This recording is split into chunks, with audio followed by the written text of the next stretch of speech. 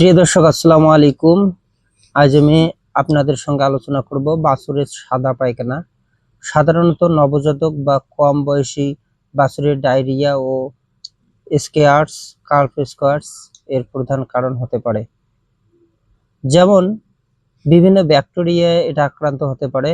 E. coli bacteria, rotavirus bacteria, দুধ খাওয়ানোর ভুল, ঠান্ডা ও নোংরা পরিবেশ, কলেস্টেরল কম খাওয়ানো, এগুলোর কারণেই এই কার্প স্কোয়ার যেটা বলা হয় বা সাদা পায়খানা বাছুরের বলা হয় সেটি হতে পারে।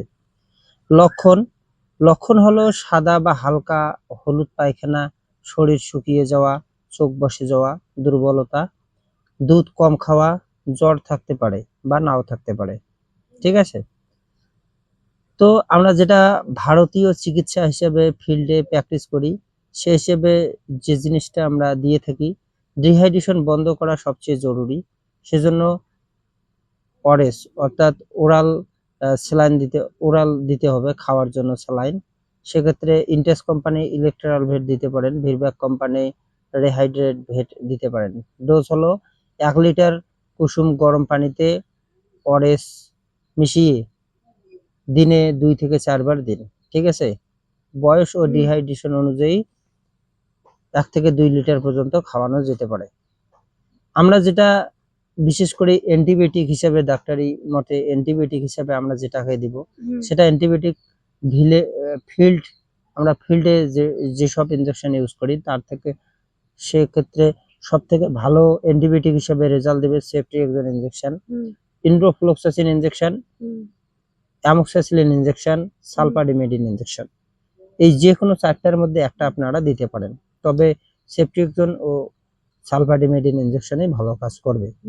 ঠিক আছে, ভাইরাল ডায়রিয়ায় অ্যান্টিবায়োটিক সবসময় ভালো কাজে নাও লাগতে পারে, তবে সেকেন্ডারি ইনফেকশন ঠেকাতে ব্যবহার করা হয় বা সেকেন্ডারি ইনফেকশন রুখতে সেটা দেওয়া হয়। ঠিক আছে, প্রোবায়োটিক খুব দরকার, প্রোবায়োটিক অবশ্যই দিতে হবে, যেমন বোল্ট প্রোবায়োটিক, ভিটা গার্ড বুস্টার, এগুলো দিতে পারেন দিনে 2 বার করে পরপর 3 থেকে 5 দিন। ঠিক আছে, তবে যেহেতু শরীর দুর্বল রয়েছে সেক্ষেত্রে আপনারা জিঙ্ক গার্ড সাপোর্ট হিসেবে দিতে পারেন, জিঙ্ক সিরাপ পাউডার, কোলিন প্রেটিক প্রিপারেশন এটাও দিতে পারেন।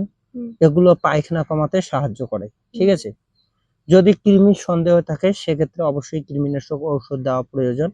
কৃমির জন্য আপনারা দিতে পারেন অলবেন্ডাজল, অলবেন্ডাজল বা ফেনবেন্ডাজল যে কোনো দিতে পারেন। ঠিক আছে, ভুল করেও দুধ বন্ধ করবেন না।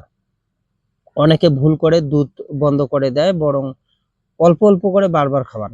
ঠিক আছে, ঠান্ডা দুধ দেখবেন না। ঠিক আছে, পরিষ্কার বোতল বালতি ব্যবহার করুন। আরেকটা জিনিস খুবই গুরুত্বপূর্ণ, নিচের যেগুলো লক্ষণ রয়েছে সেগুলোর লক্ষণ হলো, এগুলো লক্ষণ যদি থাকে, ঠিক আছে, তাহলে এগুলো জিনিস আপনাদের অবশ্যই করতে হবে। সেটা হলো দাঁড়াতে না পারা, চোখ ভেতরে ঢুকে যাওয়া, শরীর ঠান্ডা হওয়া, রক্ত মেশানো পায়খানা, টানা বমি, দিনের বেশি না কমা, 2 দিনের বেশি না কমা, এগুলো যদি থাকে তাহলে একটি ফিল্ডে ব্যবহৃত কমন আমরা যেটা দিয়ে থাকি সেটা হলো ওরাল।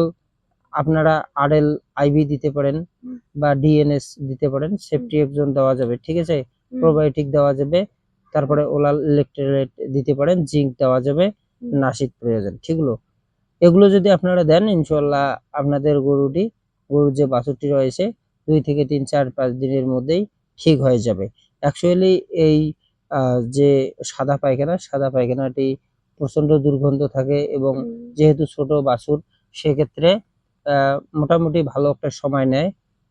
একদিনে এটা কখনোই ঠিক করানো সম্ভব নয়, মোটামুটি 2, 3, 4 দিন হলে ইনশাআল্লাহ সুস্থ হবে। তো ভালো থাকবেন, সুস্থ থাকবেন। পরবর্তী ভিডিওতে আপনাদের সঙ্গে কথা হবে, দেখা হবে, আরো নতুন নতুন ভিডিও নিয়ে আসবো। ধন্যবাদ।